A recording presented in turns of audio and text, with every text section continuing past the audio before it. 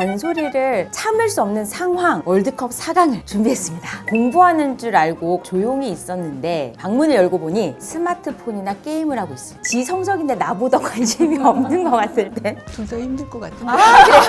네. 네가 이렇게 저렇게 해서 시험 성적이 이렇게 나왔는데 하는 말이에요. 그렇구나. 네. 상상이 안 돼요, 사실. 안녕하세요. 유니브 클래스 이윤아입니다. 개학이 시작되고 학부모님들 아마 머리가 좀 지끈지끈 하실 것 같은데요. 사춘기까지 정말 찾아오면은 감당이 안 될 것 같은데요. 그리고 또 무슨 말만 하면은 잔소리한다. 엄마 아빠랑 또 파이팅하기 십상인데, 그래서 오늘 입시 톡 까놓고 말해서는 우리 사춘기 아이 어디까지 잔소리를 해야 하는지 그 고민에 대해서 한번 나눠보도록 하겠습니다. 자, 오늘은 입시를 성공적으로 마친 두맘, 마이맘, 그리고 드림맘 두 분을 모시고 한번 이야기를 나눠보도록 하겠습니다. 안녕하세요. 자녀교육 유튜브를 운영하고 있는 드림맘 현상경입니다. 반갑습니다.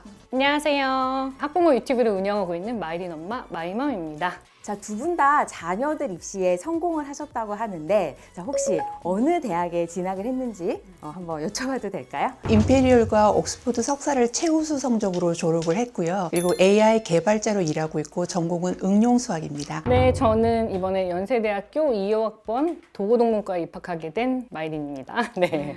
두 분 자녀 다 되게 말도 잘 듣고 너무 훌륭했을 것 같은데, 특히 또 마이린 같은 경우는 제가 이렇게 보니까 영상에서 너무 착하더라고요. 네. 실제도 그런지 너무 궁금해요. 많이 착한 편이에요. 저랑 얘기도 잘하고 하니까 유튜브를 계속 할 수 있었는데, 사춘기가 없었냐고 물어보신다면 절대 아닙니다. 인간에게는 그 7의 총량의 법칙이 있다고 하잖아요. 네. 그래서 초등 때부터 온 사춘기가 사실 바로 끝나진 않아요. 저는 사춘기가 이렇게 리듬을 타고 온다고 생각하는데, 초4 때 한번 와요, 살짝. 엄마한테 거짓말하고 약간 소리 지르고 막 이럴 때. 중2 때 와요, 중2병이 와요. 고딩 때 다시 고딩병이 오더라고요. 그래서 끝난진 모르겠지만 일단 큰 고비는 넘었다. 네, 이렇게 생각하고 있어요. 저 같은 경우에는 된통당했다고 생각을 해요. 그러니까 초등 6학년 때 저보고 그러는 거예요. 자기를 스마트폰을 사주면 안 된다. 게임을 할 수 있다. 이런 얘기를 해서 저는 정말 저 혼자서 나는 사춘기 없을 거야 뭐 이런 생각을 막 했던 거예요. 그런데 우리 아이가 이렇게 세게 올 줄 몰랐어요. 이건 비포 애프터가 뭐라 그래야 되나, 딴 사람이야. 완전히 다른 사람. 사춘기 때는 진짜 돌변하는 것 같아요. 그렇죠. 저는 리니가 중학교 2학년 때 제가 하는 말이 리니가 못 알아듣기도 하지만 리니가 하는 말을 제가 못 알아듣겠더라고요. 간단한 내용이에요. 아, 그래요? 뭐 오늘 너 학원 끝나고 뭐 누구 만나고 올 거냐 뭐 이런 대화 내용인데, 제가 생각하기엔 말을 너무 이상하게 하는 거예요. 그 정도로 어떻게 보면 의사소통이 되게 힘든 시기가 사춘기가 아닌가 싶어요. 사실 아마 많은 학부모님들께서도 지금 아이들 그 사춘기 때문에 고민이 많으실 거예요. 그럼 두 분께 제가 좀 질문을 드려볼게요. 잔소리를 또 저희가 안 할 수가 없잖아요. 그래서 저희가 잔소리를 참을 수 없는 상황 월드컵 4강을 준비했습니다. 아마 많은 학부모님들도 되게 공감하실 것 같아요. 고생해서 키워놨는데 은혜도 모르고 대들 때 공부하는 줄 알고 조용히 있었는데 방문을 열고 보니 스마트폰이나 게임을 하고 있어요. 둘 다 힘들 것 같은데. 네. 아이가 고등학생이라는 전제를 하고 봤을 때 대들 때는 사실 잔소리 안 하고 싶어요. 피하는 게 상책이더라고요. 특히 남자애들은 엄마보다 키가 크는 순간 사실 힘이 세거든요. 그래서 대들 때는 잔소리 안 하고 저는 피하는 전술을 사용합니다. 네. 그래서 잔소리 할 거면 저 공부 안 하고 저렇게 찔릴 때 잔소리를 해야 조금 효과가 있거든요. 그러니까 현장을 딱 네, 목격하고 급습해서. 네, 네, 바로 이렇게 네. 둘 다 힘들지만 아무래도 아이가 이렇게 소리 지를 때 이럴 때 되게 서글플 것 같아요.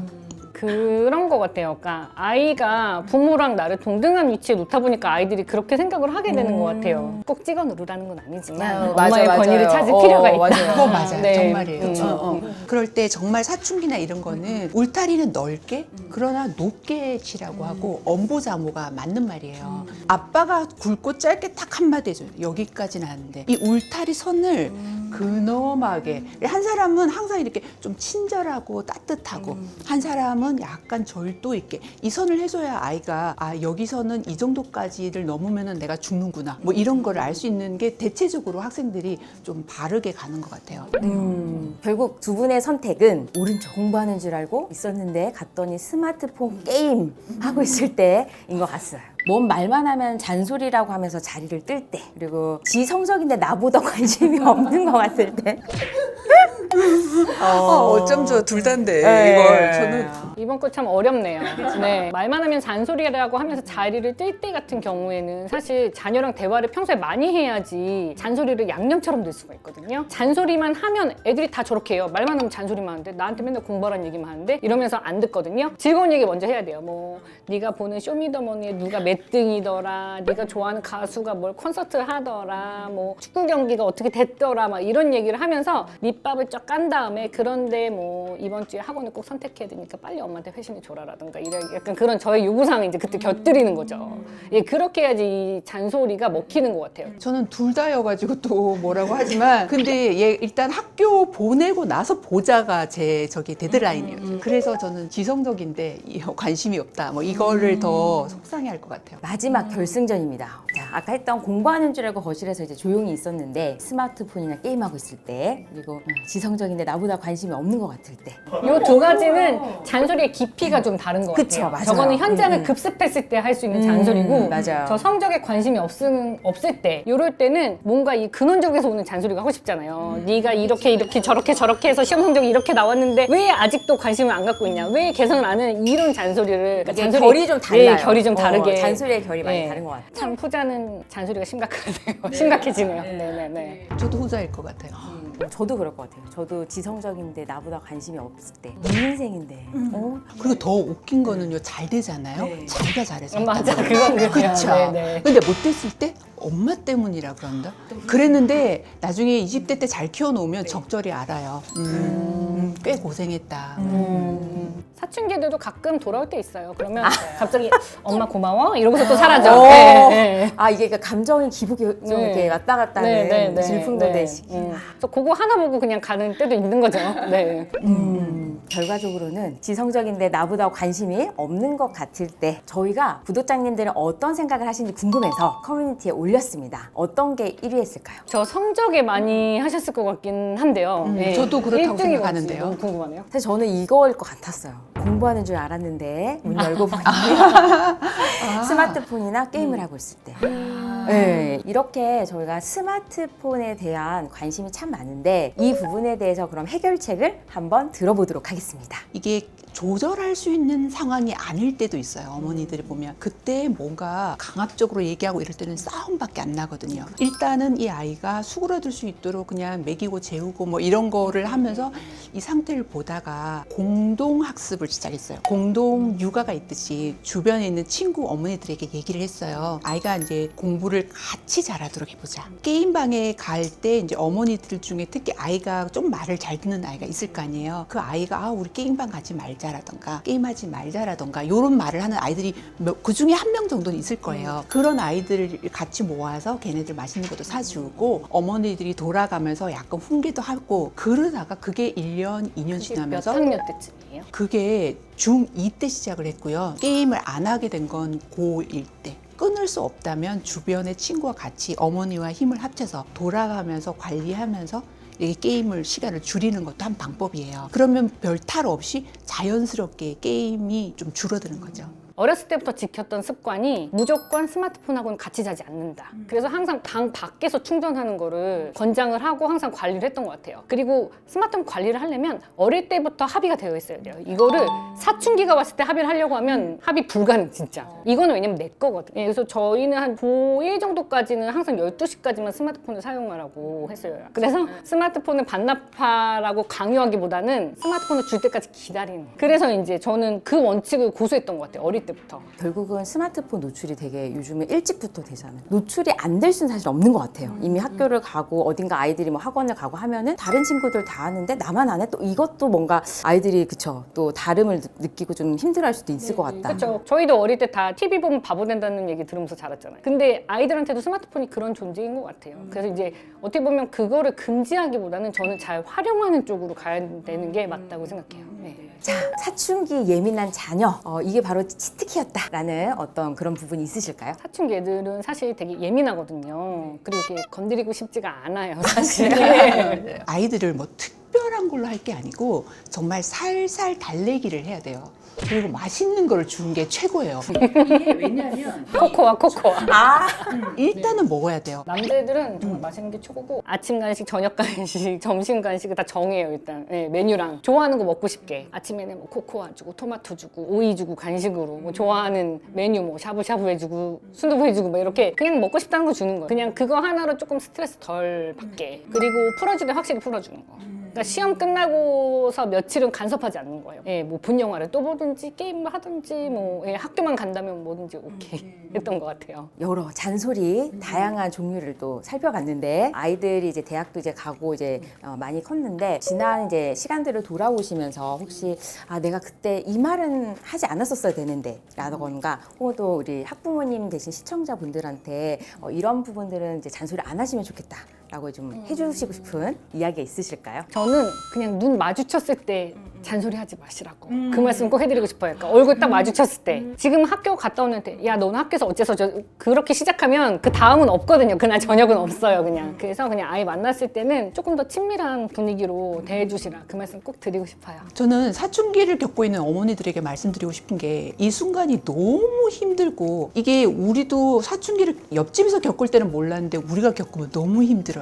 그런데 이 절망스럽고 힘든 부분을 사춘기 때는 다른 어머니들한테 말씀은 안 하시는 게 좋다는 거. 왜냐하면 아이가 다른 사람을 통해서 듣게 되면 굉장히 기분 나빠하거든요. 그런데 이 힘든 상황은 지나가요. 이 또한 지나가리라고 얘기를 하잖아요. 이거는 잘 지나가는데 여러분이 우리가 말씀드렸던 이런 것 중에서 적절하게 이런 걸 내 아이에게 적용시켜 봐야겠다. 이런 걸 한번 해봐야겠다라는 것들을 적용하셔서 사춘기를 잘 극복하시면은요. 정말 아이가 20대 때 보석처럼 빛나는 그런 아이가 되어 있을 거예요. 힘내세요. 사실 잔소리를 안 할 수는 없잖아요 저희가. 그쵸? 그러면은 잔소리를 안 할 수는 없는데 어떻게 해야지 그럼 아이들이 잘 받아들이고 상황이 그래도 나빠지지 않을까요? 저희 아들은 잔소리 듣는 거 싫어하죠. 지금도 뭐 맨날 이렇게 피해 다녀요 집에서. 근데 저는 잔소리가 없는 거는 무관심이라고 생각하거든요. 그래서 부모님이 잔소리 한다는 거 알아주셨으면 좋겠고 앞에서 말씀드렸던 것처럼 진짜 잔소리를 하기 위한 그 앞에 많은 대화들, 그러니까 뭐 좋아하는 연예인 얘기라든가 먹는 거 얘기, 요새 트렌드 얘기 이런 거를 많이 하셔야지 잔소리도 할 수 있다는 거. 예, 잔소리만 했을 때는 그게 그냥 잔소리일 뿐이에요. 아까 월드컵에 나왔던 그 말만 하면 나한테 잔소리해. 막 이게 굉장히 아이들한테 괴롭기 때문에 결국은 부모와 함께하는 시간이 즐겁고 좋은 시간인데 가끔 좀 그런 얘기도 해. 약간 이렇게 받아들일 수 있을 정도의 분위기가 조성이 돼야지 저희가 아이들한테 잔소리를 할 수 있는 거 아닌가 생각을 해봅니다. 저도 컨설팅을 하다 보면은 부모님들이 오시면은 어떠냐면 어제 같은 경우도 이제 이러시더라고요. 아버님이랑 학생이 이제 왔는데 제가 막 이런 잔소리를 했어요. 순공부 시간 몇 시간 가져야 되고 뭐 스케줄러는 쓰고 있니 뭐 이런 시간 재고 문제를 풀고 이랬더니 아버님이 너무 좋아하시면서 입꼬리가 귀까지 이렇게 걸리시는 거예요. 그러면서 친구가 옆에서 이러는 거야. 저희 아빠가 지금 너무 좋아하고 있어요. 그래서 그러니까 아버님은 늘 하셨던 말씀인 거예요. 근데 이거를 이제 어떤 선생님이라든지 전문가라든지 또 아이들이 신뢰할 수 있는 그런 사람들을 통해서 같은 이야기지만 듣는다라는 것은 또 저는 효과가 좀 있지 않을까 이런 생각도 많이 들더라고요. 어른도 그런 것 같아요. 마음에 받아들일 자세가 돼야 뭔가 하는 얘기를 듣는데 아니면 무조건 반사고 사춘기 때는 더 심해서 오히려 화까지 내고 학교를 안 간다거나 이런 부작용도 생기거든요. 그러니까 결국은 이 잔소리를 10번 할 거를 한 번 한다라는 느낌을 무언해 주는 거예요. 아이한테 살짝 자상한데 뭔가 느낌이 쌩해. 이런 느낌으로 강약을 조절을 한 다음에 한 번 정도 얘기하는 거죠. 훌륭한 아들, 요 정도는 할 수 있지. 이런 느낌 있죠. 한마디로 저는 그랬어요. 쇼를 해야 하는구나. 연기가 필요하더라고요. 그래요? 약간 무서운데. 그러니까 뭔가 내가 잘못했는데 혼낼 것 같은 포인트인데 갑자기 막 맛있는 걸 주면서 이렇게 말씀하시니까는 안 할 수 없을 것 같긴 해요. 사실 전 두 분 이제 이야기를 들으면서 저의 10년 후가 좀 걱정이 되기도 하고 그렇긴 한데 이런 생각이 들었어요. 누구나 다 그냥 겪는 거다. 이게 어떻게 보면은 저희가 이제 터널을 지나잖아요. 터널을 지날 때 깜깜하니까 앞이 안 보이니까 답답하기도 한데 결국은 터널이 있기 때문에 저희가 좀 지름길이 되는 거잖아요. 그래서 그것만 또 잘 통과하면은 또 빠르게 갈 수 있는 길이 나오는 것처럼 지금 답답한 시기를 보내고 계시는 학부모님들도 계실 것 같은데 아이들 좀 많이 격려하면서 하고 싶은 말 100마디 중에서 한마디만 하는 걸로 그리고 눈 마주치면 말하지 않고 이런 부분들을 좀 잘 활용하신다라고 하시면은 이 사춘기도 잘 보내고 또 원하는 또 고입 또 대입들 성공적으로 마무리할 수 있을 것 같다라는 생각이 들어요. 자, 오늘 영상이 도움이 되셨다면 저희가 할 게 있죠. 예, 구독과 좋아요 부탁드립니다.